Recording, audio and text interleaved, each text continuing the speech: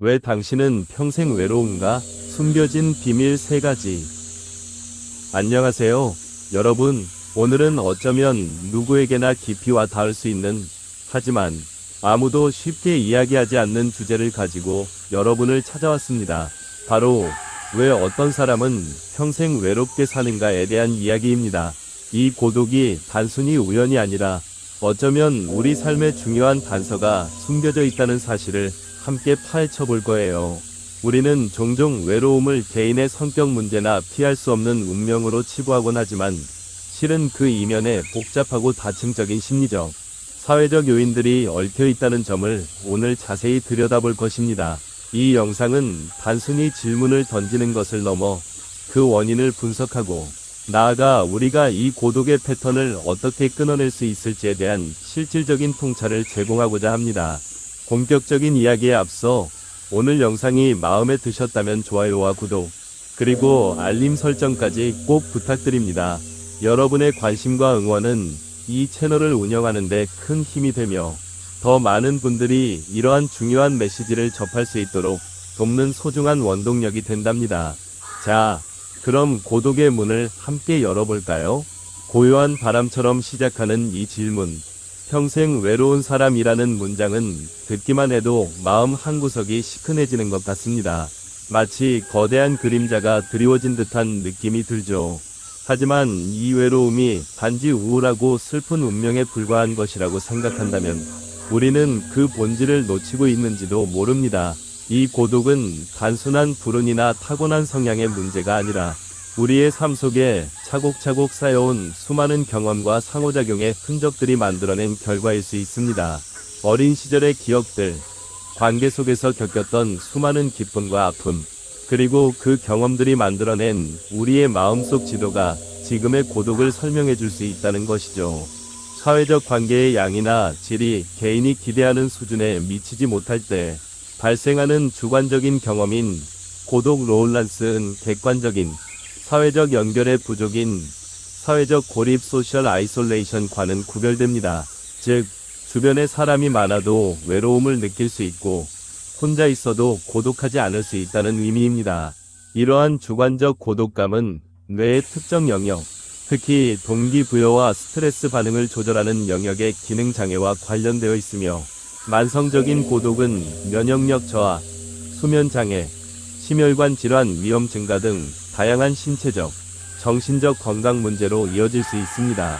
오늘 우리는 이 복합적인 감정의 근원을 찾아보고 그 고리를 어떻게 끊어낼 수 있을지 함께 고민해 볼 것입니다.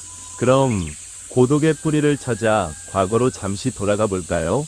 첫 번째 장, 외로움의 씨앗, 어린 시절의 결핍입니다. 어쩌면 우리는 아주 어린 시절부터 외로움의 씨앗을 품고 자랐을지 모릅니다. 유년기는 인간이 타인과의 관계를 형성하고 세상을 이해하는 기본적인 틀을 배우는 매우 중요한 시기입니다. 이 시기에 경험하는 가정 환경과 부모님 또는 주 양육자와의 상호작용은 훗날 우리의 정서적 안정감과 사회성에 지대한 영향을 미칩니다. 감정 표현이 서툴렀던 가정 분위기 속에서 우리는 속마음을 이야기하는 법을 자연스럽게 배우지 못했습니다. 예를 들어 슬프거나 화가 나는 감정을 드러낼 때 그건 우리 일이 아니야, 남자가 왜 그래? 화내지 마 같은 반응을 들으면서 자신의 감정을 억압하고 숨기는 것이 안전하다고 학습하게 됩니다.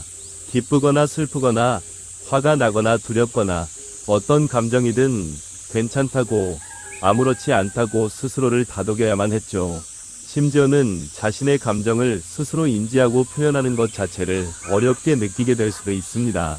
사랑을 요구해도 돌아오지 않던 손길, 위로를 받았지만 외면당했던 순간들, 혹은 충분한 관심과 애정을 받지 못했던 경험들은 어린 마음에 깊은 상처와 결핍감을 남깁니다.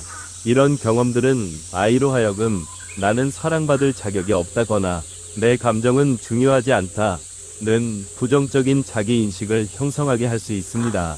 그리고 우리는 자연스럽게 마음의 문을 닫는 법을 배우게 됩니다. 마치 작은 방패를 든 채 상처받지 않기 위해 세상과 거리를 두는 것처럼 말이죠. 마음을 닫는 그 첫 순간부터 외로움은 우리 안에 조용히 뿌리를 내리기 시작했을 겁니다.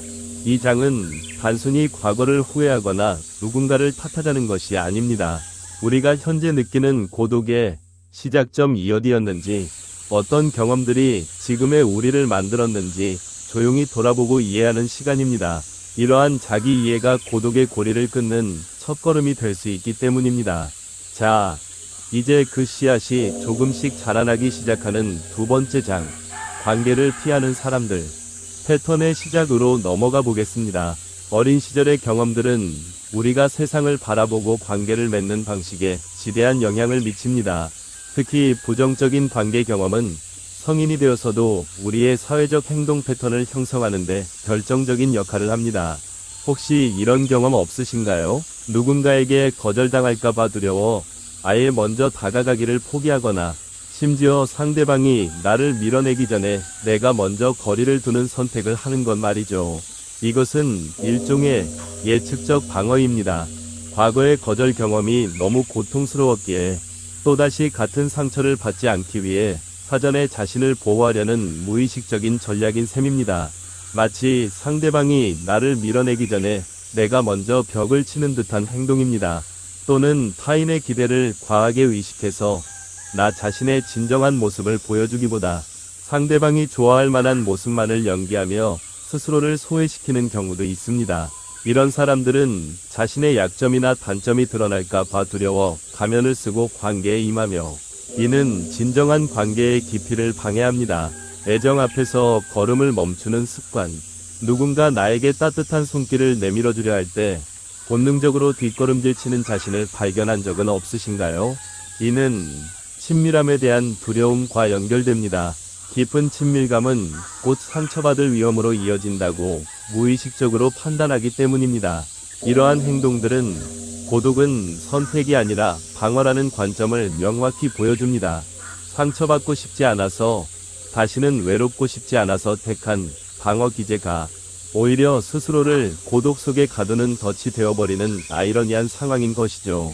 이러한 패턴들이 반복되면서 우리는 점차 사회적 고립 상태로 나아가게 됩니다. 사회적 관계망이 부족해지고 사회활동 참여가 저조해지며 결국 고립감이 더욱 심화되는 악순환에 빠지게 되는 것입니다.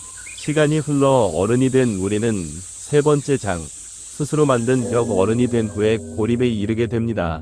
어린 시절의 방어적인 태도와 관계 패턴은 어른이 되어서도 사라지지 않고 오히려 더욱 견고한 벽이 되어 우리 주위를 둘러쌉니다.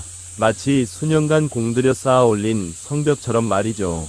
상처받지 않으려는 마음이 어느새 너무 높아서 누구도 넘볼 수 없는 철옹성을 쌓아 올린 것이죠. 우리는 이 벽 안에서 안전하다고 느낄지 모릅니다. 외부의 비난이나 거절로부터 완벽하게 자신을 보호할 수 있다고 믿으면서 말이죠. 우리는 때때로 혼자가 편하다고 스스로를 설득하며 위로합니다. 다른 사람과 함께하는 것보다 혼자 있는 것이 더 안전하고 예측 가능하며 통제할 수 있다고 믿는 것이죠. 심지어는 혼자만의 시간을 고독 로울란스이 아닌 자신만의 시간 마이타임으로 재정의하며 긍정적인 자기 위안을 삼기도 합니다. 하지만 이 벽은 외부의 위험으로부터 우리를 보호해줄 뿐만 아니라 동시에 따뜻한 관심과 사랑, 그리고 진정한 유대감으로부터도 우리를 차단합니다. 스스로를 지키려 했던 마음이 역설적으로 자신을 고독이라는 감옥에 가두게 되는 겁니다. 이 아이러니는 우리를 더욱 깊은 외로움으로 이끌게 됩니다. 마치 텅 빈 방에 홀로 앉아있지만 주변의 소음 때문에 아무것도 들을 수 없는 것과 같은 상황인 것이죠. 자발적으로 고립을 선택했다고 착각할 수도 있지만 본질적으로는 상처에 대한 두려움이 깊은 곳에 자리 잡고 있는 경우가 많습니다. 이러한 상황은 우울증, 불안, 스트레스와 같은 정신건강 문제를 악화시키고 나아가 인지기능 저하로까지 이어질 수 있습니다. 자, 그럼 다음 네 번째 장, 타인과의 어긋남 작은 오해들이 만든 큰 거리로 넘어가 보겠습니다. 우리의 고독은 거창한 사건에서 오는 것이 아니라 아주 사소한 오해와 타이밍의 어긋남에서 시작될 때가 많습니다. 인간관계는 섬세하고 복잡하며 때로는 작은 오해 하나가 깊은 균열을 만들 수 있습니다. 말하지 못한 감정들, 전하지 못한 진심들, 그리고 미루고 미루다 결국 전하지 못한 사과들. 이런 작은 조각들이 하나둘씩 쌓여 관계의 틈을 만듭니다. 마치 강가에 쌓인 돌멩이들이 흐르는 물길을 바꾸는 것처럼 말이죠. 어쩌면 상대방은 우리에게 다가오고 싶었지만 우리가 내뿜는 미묘한 거리감 때문에 망설였을지도 모릅니다. 우리의 무심한 표정, 짧은 대답, 혹은 어색한 침묵이 상대방에게는 나를 원치 않는다 내 메시지로 전달될 수 있는 것이죠. 혹은 우리가 표현하지 않은 속마음을 오해하여 관계가 서서히 멀어지는 경험을 했을 수도 있습니다. 예를 들어 우리가 힘들 때 도움을 요청하지 않았던 것이 상대방에게는 나를 믿지 않는다 신호로 해석될 수 있습니다. 마치 시계의 톱니바퀴처럼 서로의 타이밍이 어긋나면서 관계는 점점 더 멀어지고 결국 거리가 됩니다. 디지털 시대의 비대면 문화 확산은 이러한 오해를 더욱 심화시키기도 합니다. 온라인 소통은 편리하지만 정서적 유대감은 약화될 수 있기 때문입니다. 이 장은 왜 평생 외롭게 되는가의 핵심을 보여줍니다. 이 고독은 우연히 찾아온 것이 아니라 우리의 삶 속에서 반복된 패턴에 의해 만들어진 결과라는 것을 명확히 일깨워줍니다. 타인과의 관계에서 발생하는 이러한 작은 오해와 어긋남의 반복이 결국은 우리를 더 깊은 고립으로 이끄는 주요 원인이 되는 것입니다. 5번째 장은 고독의 착각 혼자인 것이 편하다는 자기 기만입니다. 우리는 오랫동안 쌓아온 고독에 너무나 익숙해져 버린 나머지 마치 그것이 원래 우리의 모습인 양 착각하며 살아갑니다. 이것은 일종의 심리적 방어 기제이며 스스로를 보호하기 위한 자기 합리화 과정이라고 할 수 있습니다.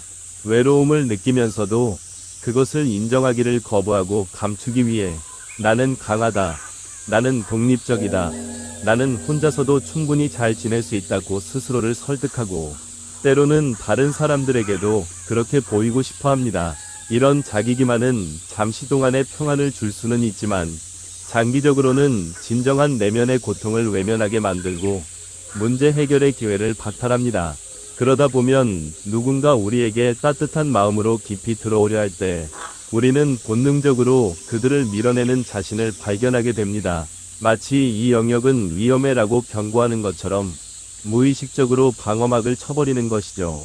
이런 행동들은 고독이 단지 운명이 아니라 우리가 익숙함에 길들여진 결과라는 것을 여실히 보여줍니다. 혼자 있는 것이 편하다고 믿는 자기기만 속에서 우리는 진정한 관계의 기회를 놓치곤 합니다. 이는 뇌의 보상 시스템에 영향을 미쳐 새로운 사회적 상호작용에서 긍정적인 경험을 기대하기 어렵게 만들고 결국 고독의 패턴을 강화하게 됩니다.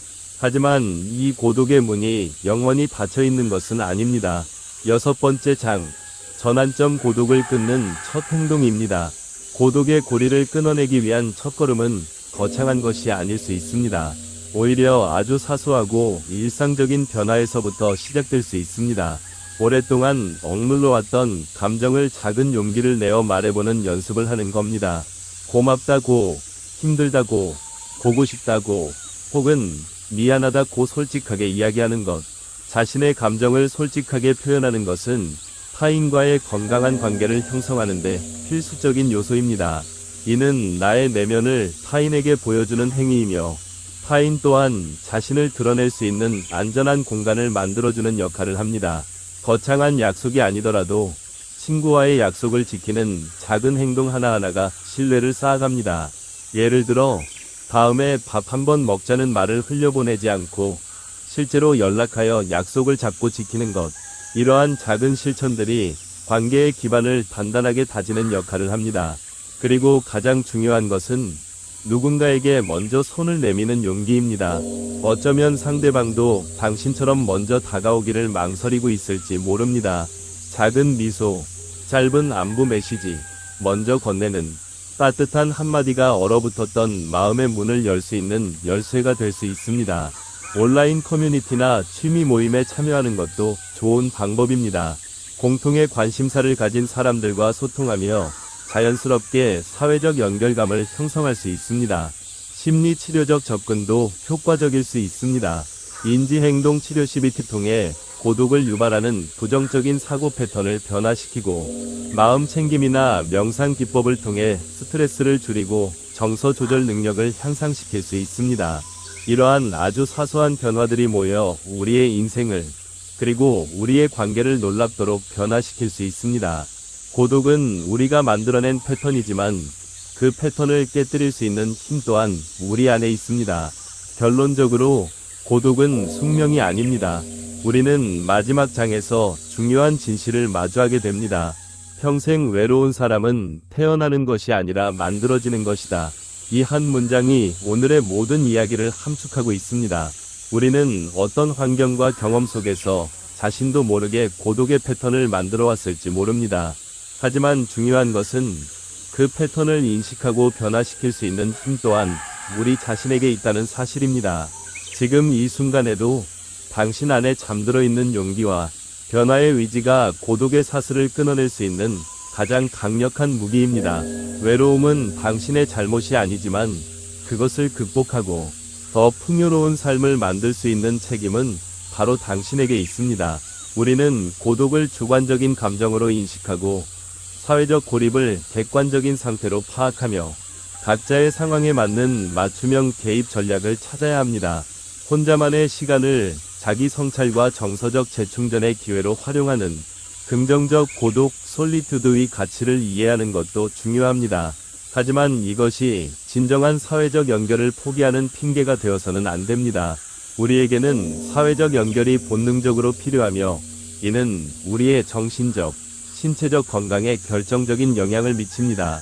적극적으로 사회활동에 참여하고 가족 및 친구와의 관계를 강화하며 필요한 경우 전문가의 도움을 받는 것을 주저하지 마세요. 당신은 혼자가 아닙니다. 이 영상이 당신의 마음속에 작은 희망의 빛을 드리웠기를 바랍니다. 오늘 영상이 유익하셨다면 좋아요와 구독, 알림 설정 잊지 마세요. 다음 영상에서 더 좋은 이야기로 찾아뵙겠습니다. 감사합니다.